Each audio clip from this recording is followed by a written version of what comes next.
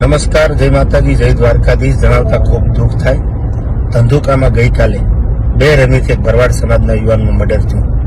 આની પહેલા પણ કિશન ભરવાડનું મર્ડર થયેલું.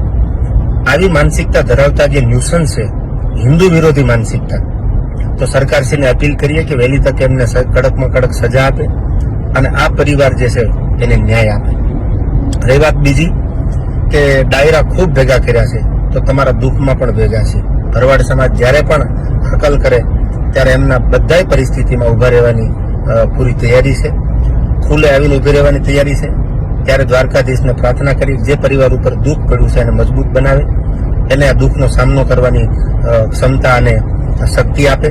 અને સરકારને ફરી અપીલ કરીએ કાયદો અને વ્યવસ્થા સાથે એને ન્યાય આપે, એવી આપણી બધાની માંગ છે.